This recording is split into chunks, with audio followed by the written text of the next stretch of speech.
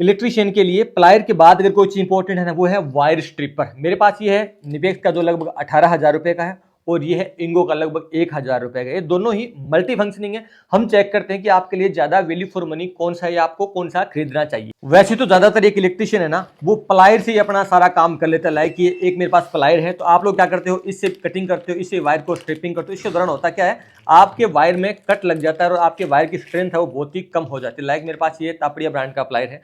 तो देखो मैं यहाँ पे क्या करता हूँ, मोस्टली हम ये करते हैं, क्या करते हैं, इससे वायर को कटिंग करते हैं, उसके बाद ही हम क्या करते हैं, इससे वायर की स्ट्रिपिंग करते हैं, जो कि अच्छा तरीका नहीं है। इससे होता क्या है, इससे होता ये है कि साथ में आप कितने भी एक्सपर्ट हो, हल्का फुल्का वायर के अंदर कट लग जाता है तो इसकी स्ट्रेंथ कम हो जाती है।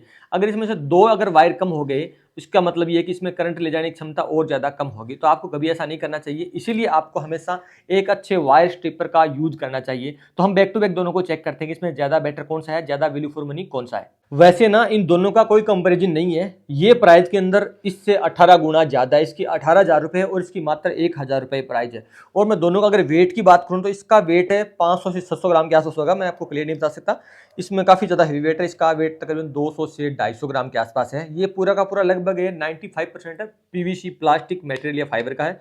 और इसके अंदर काफ़ी ज़्यादा हेवी लोहा टाइप भी लगा हुआ है, जो लाइक आप बहुत से टूलों के अंदर देखते हैं।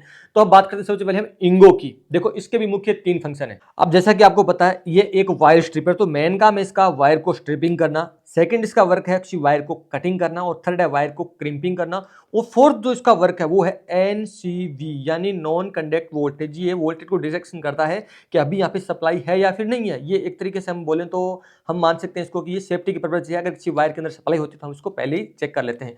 सबसे पहले हम करता हूँ इसको एज ए वायर स्ट्रिपर की तरह यूज। तो मेरे पास अभी एक ही ये वायर है, ये मेरा 2.5 स्क्वायर mm है। सबसे पहले इसका मैं करता हूँ यहाँ पे कटिंग। तो कटिंग से कैसे काम कर रहा है, लाइक एकदम से कर रहा है, मतलब बेस्ट कर रहा है। एक बार वो चेक करता हूँ, इस साइड से चेक करता हूँ क्या ये प्रॉपर वर्क कर रहा है। तो इसको मैं लाइक गुड काम कर रहा है। अब देखो मैं यहाँ पे देखो इसको करता हूँ वायर को स्ट्रिपिंग। मेनली इसका ये है, यहाँ पे ये देखो एडजस्ट करने के लिए आपको कितना इसको छीलना है, 5 mm, 10 mm, 20 mm, जितना भी इसमें रेंज दी हुई है।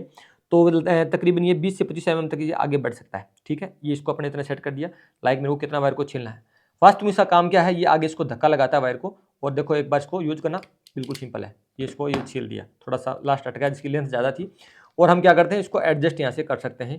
तो हम देखते हैं एज ए वायर स्टेप ये प्रॉपर वर्क कर रहा है या फिर नहीं कर रहा है। दोबारा इसको मैं करता हूँ कट, और कट करने के बाद मैं फिर से चेक करता हूँ। इसको मैंने यहाँ पे डाला, टू गुड, अच्छा काम कर रहा है। ये 2.5 स्क्वायर mm है। अब मैं नेक्स्ट चेक करता हूँ इसकी कि क्या ये इससे कम यानी 1 स्क्वायर mm कैसे काम कर रहा है। इसको ऑलरेडी कट ही है, इसको यहाँ पे डालता हूँ, क्या ये स्मूथली वर्क कर पाएगा। नो नहीं, इसके अंदर कुछ डला हुआ है। डालते हैं, काम कर रहा है स्मूथली। फिर इसको मैं दोबारा एक बार करता हूँ यहाँ पे मैं कटिंग।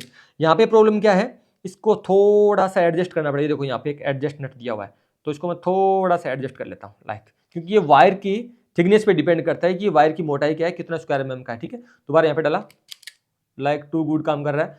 फिर से इसको कट करता हूँ, यानी पतले वायर पे काम करता है क्या। वैसे इसकी जो साइज है ना, वो 0.2 स्क्वायर mm से लेके 6 स्क्वायर mm तक का है। ये स्ट्रिपिंग करता है प्रॉपर्ली। दोबारा एक बार चेक करता हूँ, तो टू गुड ये वर्क कर रहा है। मतलब इंगो के टूल अभी तक ज़्यादा शिकायत आती नहीं है, बहुत ज़्यादा महंगे नहीं होते हैं।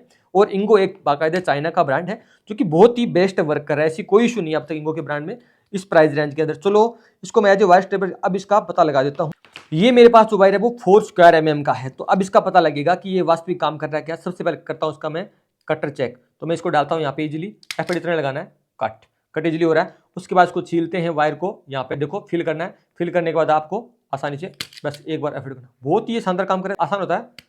चेक करते हैं, करेक्ट कर रहा है, मतलब ये वायर को प्रॉपर छील रहा है। यानी एज ए वायर स्ट्रिपर ये प्रॉपर काम कर रहा है। अब इसकी बजाय ये कितना काम कर रहा है वो तो बाद में चेक करने वाले हैं, पर अभी के लिए तो मतलब ये मैंने 4 स्क्वायर mm चेक किया, ये मैंने 1 स्क्वायर mm 2.5 स्क्वायर mm का इसका स्ट्रिपिंग है बरोबर काम कर रहा है। नेक्स्ट इसका जो फीचर है वो चेक करने वाला है एज ए क्रिम्पिंग की तरह। मेरे पास यहाँ पे एक ये थिम्बल है, तकरीबन ये 1 स्क्वायर mm के आसपास ये। तो सबसे पहले वही तरीका है, इसको वायर को डालते हैं अंदर, वायर को स्ट्रिपिंग करते हैं। वायर को क्या स्ट्रिप, आसानी से स्ट्रिप हो गया। उसके बाद हम चेक करते हैं एज ए क्रिम्पिंग टूल ये वर्क करता है या फिर नहीं करता है। तो इसको डाला थिम्बल के अंदर, और यहाँ से इसको हम बीच में डालते हैं और पंच कर देते हैं।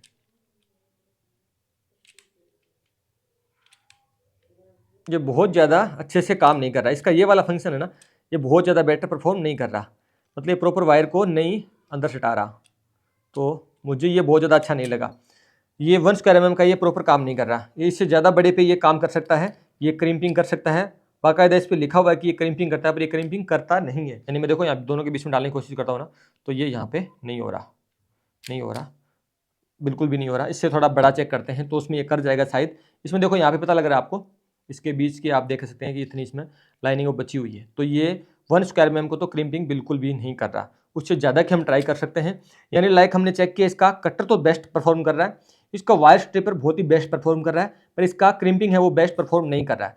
अब देखो हम नेक्स्ट चेक करते हैं इसका NCV नॉन कंडक्ट वोल्टेज। तो चेक करने का तरीका क्या होता है, यहाँ पे देखो, यहाँ पे एज ए स्विच है, आपको दिख रहा है, जो बटन दिख रहा है, इसको प्रेस करते हैं।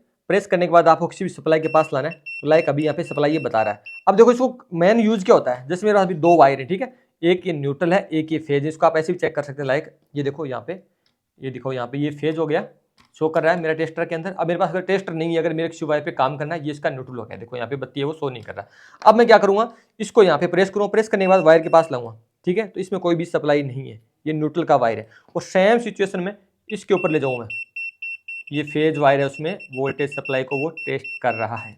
इसका मतलब होता है इसका NCV है वो बेस्ट परफॉर्म कर रहा है, बेस्ट वर्क कर रहा है। दोबारा मैं चेक करता हूँ, मैंने दबा रखा है और इसको यहाँ लगाता हूँ, तो कोई प्रकार का परफॉर्म नहीं कर रहा। अगर दोनों वायर एक साथ होंगे ना तो भी ये करेगा, क्योंकि ये पास वाले को सेंस कर रहा है। अभी न्यूट्रल और फेज दोनों को आराम से ये सेंस कर सकता है कि ये इसका फेज है, यहाँ पे सप्लाई वोल्टेज अभी आ रहा है। मतलब मेनली इसका मतलब वोल्टेज को ये चेक करता है कि अभी यहाँ पे वोल्टेज सप्लाई है या फिर नहीं है। अब कितना वोल्टेज है उसको नहीं पता है, पर यहाँ पे है, अभी सप्लाई मौजूद है, इसके पास लगाओ ना, इसमें कहीं ना कहीं सप्लाई इसमें मौजूद है, वो भी यहाँ पे बताने लग जाएगा। तो ये कंडक्ट कर रहा है कि यहाँ पे वोल्टेज है, तो इसका NCV है वो बेस्ट परफॉर्म कर रहा है।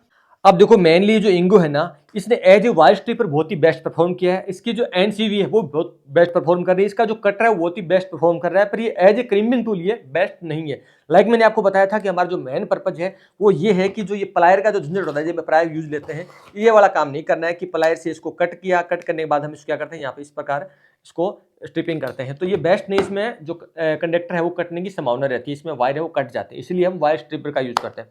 तो ये एज ए वायर स्ट्रिपर तो बेस्ट है, पर ये as a crimping tool best नहीं है, इसमें एक बहुत बड़ी कमी है जो मैंने आपको बता दी।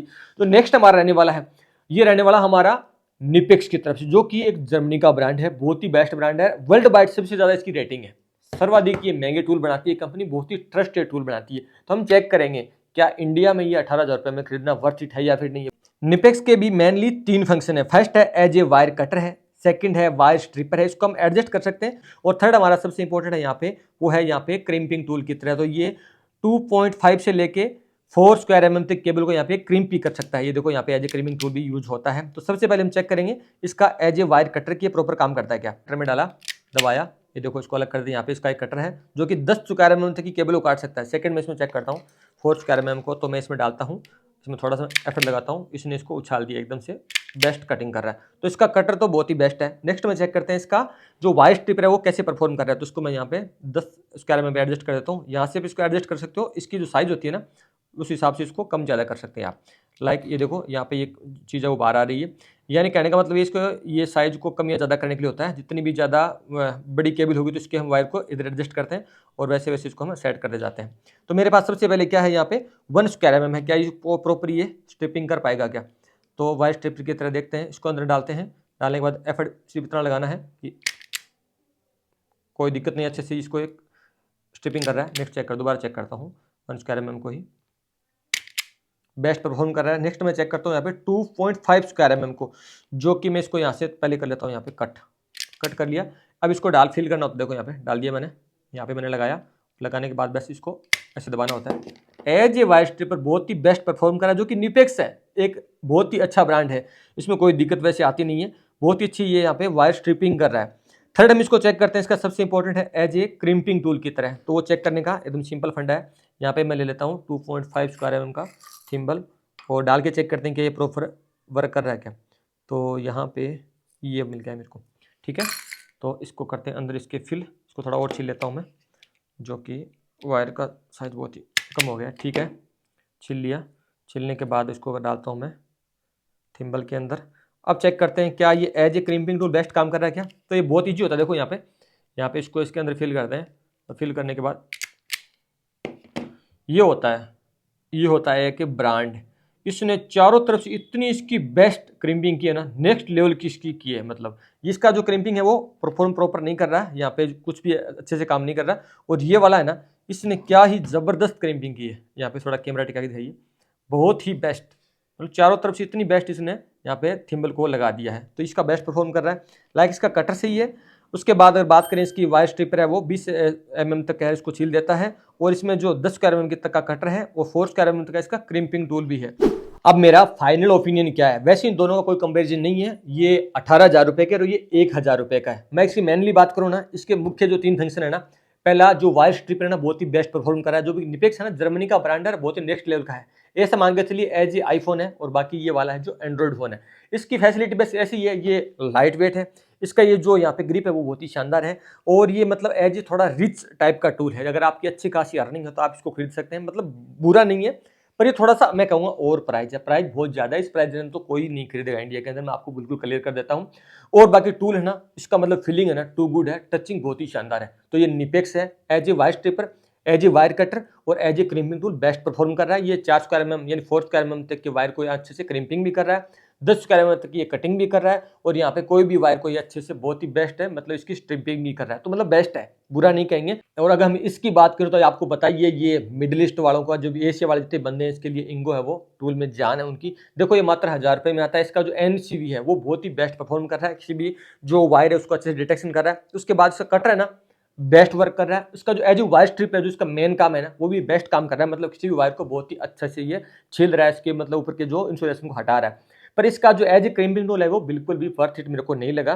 तो ये टूल भी अच्छा है, अब चॉइस आपकी है। और देखो मैं आपको हमेशा की तरह ही बोलता हूँ, मैं सिर्फ हमेशा आपको 2 चीज सजेशन करता हूँ। फर्स्ट करता हूँ मैं आपको अच्छे टूल्स, सेकंड में आपको सजेशन करता हूँ अच्छी बुक या अच्छा सिखाने वाला। लाइक मेरे जो टू से टेक की जो बुक है, उसके अंदर क्या है, इसके अंदर सारा कुछ डाटा आपको मिलता है एज ए इंडस्ट्रियल। जैसे मान के चलिए सीटीपीटी कैसे काम करता है, एलवीडीटी कैसे काम करता है, आरटीडी कैसे काम करता है, अर्थिंग कैसे करते हैं, थर्मोकपल कैसे काम करता है, हम लाइटिंग इंडस्ट्री कैसे लगे, अर्थिंग कितने प्राइस ने, कौन सी अर्थिंग में कितना गड्ढा खोदें, लाइक जितने भी कोई भी मोटर खराब हो तो कैसे ठीक करें, ट्राइबल शूटिंग कैसे करें, पैनल में दिक्कत हो तो कैसे चेक करें, सबसे पहले किसी चीज़ को चेक करो। तो इस बुक में मैंने सारे वो 25 टॉपिक लिखे हैं जो आपको इंडस्ट्री के अंदर कोई नहीं बताने वाला है। अगर आप इसको पढ़ के अगर उसके बाद अगर काम करते हो तो आपकी परफॉर्मेंस वो नेक्स्ट लेवल होगी। आपको बुक मिलेगी कहाँ, इस वीडियो के डिस्क्रिप्शन के अंदर मेरा लिंक मिल जाएगा। आपको जाना है गूगल प्ले स्टोर के अंदर, वहां पे आपको सर्च करना है टूशिया टेक, ये अपना लोगो है, ये अपना जो नाम रहने वाला है टूशिया टेक, आपको सर्च करना है। वहां पे जाके आपको ऐप को इंस्टॉल करना है। उसके बाद आपको नीचे न्यू रजिस्टर पे यहाँ पे रजिस्ट्रेशन करना है, जहाँ पे जो भी चीज मांग रहे हैं ना, आपका जो नाम है, मोबाइल नंबर है, जीमेल आईडी, अपना जो सिटी नियर बाई लगती है ना, जो भी आपका शहर है उसका नाम, प्लस आपका जो स्टेट है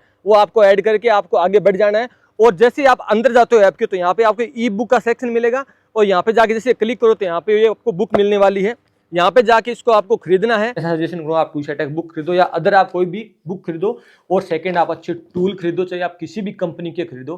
अगर आपको इलेक्ट्रिकल के काम में बना रहना है, अगर आपको इसमें धुरंधर बनना है, तो आप ये जरूर खरीदें। और मैं आपके उज्जवल भविष्य की कामना करता हूँ। चलो हम मिलते हैं नेक्स्ट वीडियो में नेक्स्ट टाइम। और कमेंट सेक्शन में जरूर बताना कि आपके लिए ज्यादा वैल्यू फॉर मनी कौन सा है, इंगो या फिर निपेक्स।